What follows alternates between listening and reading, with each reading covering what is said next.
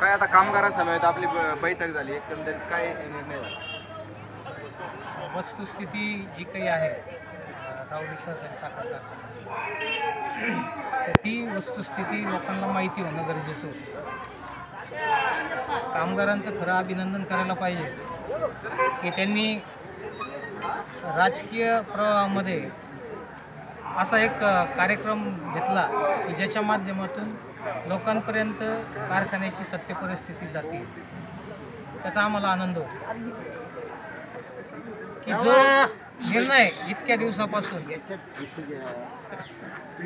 संचालक मंडळ असतील, बँकेचे अधिकारी असतील किंवा प्रशासनामधली माणसं असतील, त्यांनी लोकांपुढे या कारखान्याची खरी आर्थिक परिस्थिती आणली नाही, किंबहुना ज्या अडचणी आहेत त्या सांगण्याचा सुद्धा प्रयत्न केला नाही. त्याच्यामुळं 7 वर्षाचा जो आमचा संघर्ष आहे याच्या माध्यमातून, मग तो कोर्टातला असेल, कोर्टाच्या बाहेरचा असेल, तर त्याच्यामध्ये हा कारखाना वाचवण्याची जी आमची भूमिका होती, म्हणूनच आम्ही या पॅनलला सुद्धा नाव तेच दिलं, बचाव कृतीसाठी. त्याचं कारण असं होतं की पहिल्यांदा हा कारखाना विक्रीसाठीची कार्यवाही 2015ला त्याला DRT कोर्टामधनं स्थगिती घेतली. अमृतरावने एक मॅटर दाखल केलं होतं, त्याच्यातनं आपण त्याला स्थगिती घेतली. त्याच्यानंतर या कारखान्याच्या निवडणुका झाल्या. मधल्या काळामध्ये कलम 78चा हवाला देऊन सरकारने संचालक मंडळ, भ्रष्ट संचालक मंडळ बरखास्त करून टाकलं. त्याच्यामध्ये 3 डायरेक्टर असे होते, त्यात अमृतरावची मंडळी, त्यांनी 2014लाच राजीनामा देऊन टाकला आणि त्याच्यामध्ये तक्रार केली होती की ह्या कारखान्याचं जे कारभार चाललेलं आहे अतिशय वाईट पद्धतीने चाललेलं आहे. कामगारांची देणी दिली जात नाही, शेतकऱ्यांचे पैसे वेळेवर मिळत नाही, जे काही व्यवहार होतात ते व्यवहार टेबल खाली होतात, म्हणजे अंधारात होतात. आणि त्याच्यामुळं ह्या कारखान्याचं मला डायरेक्टर राहायचं नाही, माझा राजीनामा मी देते 2014लाच. त्याच्यानंतर 78ची कार्यवाही झाली. 78ची ऑर्डर आत्ता पण रेकॉर्डला आहे की ज्याच्यामध्ये हे 3 संचालक सोडून बाकीचं सगळं संचालक मंडळ दोषी धरलं गेलं आणि त्यांच्यावर ठपका ठेवून ते संचालक मंडळ बरखास्त झालं आणि त्याच्यावर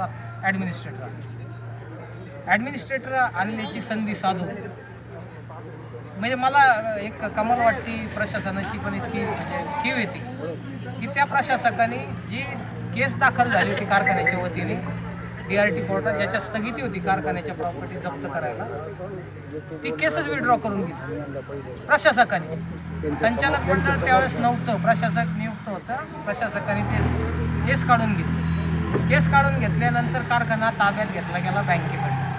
बँकेने ज्यावेळेस कारखाना ताब्यात घेतला त्यावेळेस बँकेचा कारखान्याची मशिनरी, कारखान्याचा प्लांट, कारखान्याचे ऑफिसेस, कारखान्याचे गोडाऊन्स हे सोडून बाकीच्या प्रॉपर्टीवर बँकेने ताबा केला.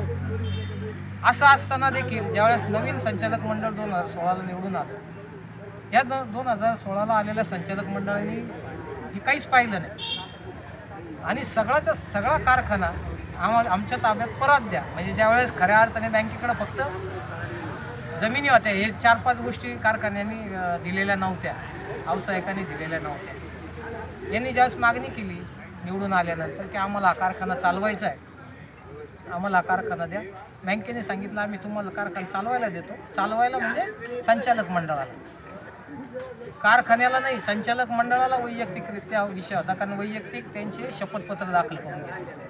500 रुपयाच्या बॉन्डवर शपथपत्र घेतले की ज्याच्यामध्ये वैयक्तिक हमी त्यांच्याकडनं लिहून घेतली आणि कारखाना चालवायला त्यांच्या ताब्यात देताना वास्तविक पाहता त्यांनी कागदोपत्री त्यावेळेस फक्त बाकीचे ॲसेट दिलेले आहेत.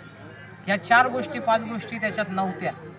परंतु ज्यावेळेस हे कारखाना चालवायला अक्षम राहिले, कारखाना बेकायदेशीर चालवला, जे गळीत काढले ते गळीत सरकारची परवानगी न घेता काढले. त्याच्यामुळं जवळपास 3 सालचं मला वाटतं 60 ते 70 कोटी रुपये ओझा या कारखान्याला फक्त चुकीच्या पद्धतीने चालवला म्हणून बसला.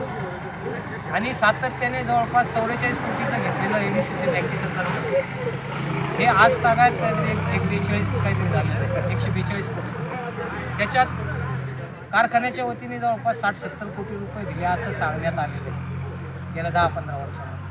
म्हणजे जवळपास 44 कोटीचे जिल्हा सहकारी बँकेने 210 कोटी रुपये वसुली करण्याचा घाट घातला. आणि त्याच्या माध्यमातून महाराष्ट्र शासनाचा 2015चा GR असं सांगतो की तुम्हाला कारखाने विकता येणार नाही.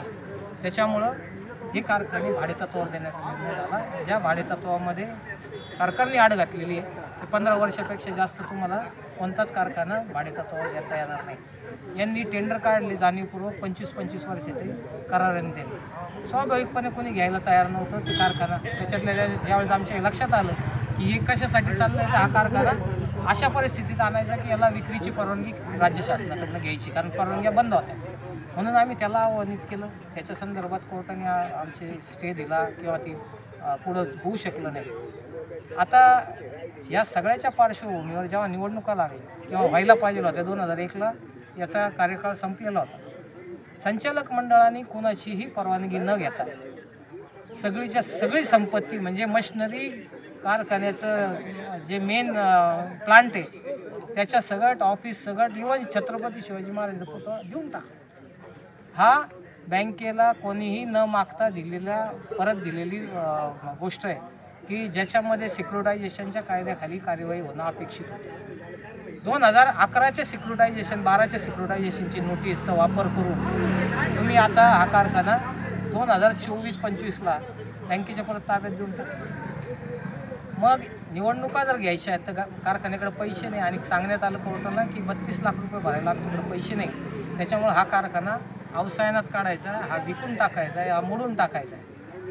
त्याला आम्ही विरोध केला. त्याच्यात उच्च न्यायालयाने स्टे दिला आणि नंतर कोर्टाने जी ऑर्डर तुम्ही पहा, मी देईल तुम्हाला ती ऑर्डर. त्याच्यामध्ये कोर्टाने स्पष्ट शब्दात सांगितलं की लिक्विडेशन करणं कोणतीही गरज नव्हती हा कारखाना मोडीत काढायला, परंतु मोडीत काढ मी आता विशदपणे सगळ्या कामगारांना सांगितलेलं आहे की कोणत्या पद्धती. मी काही खोटं आश्वासन द्यायला मी काही पुढारी नाही.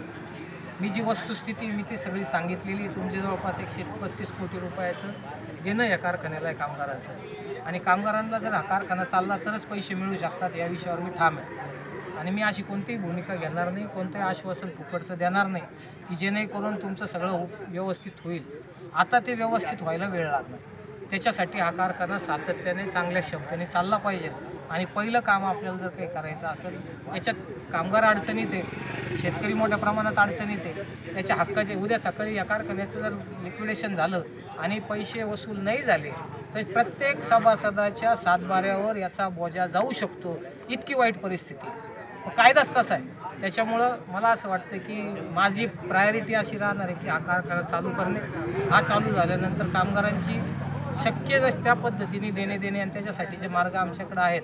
या कारखान्याकडं जवळपास उचल दिलेले पैसे 120-30 कोटीच्या दरम्यान उचल दिली गेलेली आहे. त्या उचली संदर्भात गेल्या 10-15 वर्षामध्ये कोणत्याही कोर्टात दाद मागितली गेली नाही, किंबहुना फक्त दाद मागितल्याचं दाखवलं गेलं आणि त्याच्यावर काहीच कार्यवाही झाली नाही. त्या केसेस आजही पेंडिंग आहे. त्याच्यामुळं आम्ही जर आलो तर आता मी स्वतःच वकील असल्यामुळं कारखाना हा फक्त आणि फक्त कोर्टाच्या माध्यमातून वाचलेला असल्या कारणाने आम्हाला खात्री आहे की त्या केसेस आम्ही ताकदीने चालू आणि ते पैसे आणू. ते पैसे आणले तर कोणते देणं काही अवघड नाही. शासनाची मदत तर 100% होणार आहे, कारण की आमच्या काही गोष्टी बोलणे झालेल्या आहेत, चर्चा झालेली आहे. आम्ही एवढं मोठं धाडसाचं पाऊल उचललं आहे तर त्याच्यामागं काही कारणं आहे. आम्हाला ज्या काही गोष्टी वरच्या शासन स्तरावरून आम्हाला सांगण्यात आलेल्या आहेत त्याचा आम्ही आधार घेऊन आणि आमच्या स्वतःच्या बुद्धीच्या कौशल्यावर आणि इथल्या असलेल्या भ्रष्ट कारभाराच्या याच्यातनं कसा मार्ग काढायचा हे आम्हाला आता चांगलं ठाऊक झालेलं आहे. त्याच्यामुळे मला वाटतं तो प्रश्न काही फार अवघड जाणार नाही.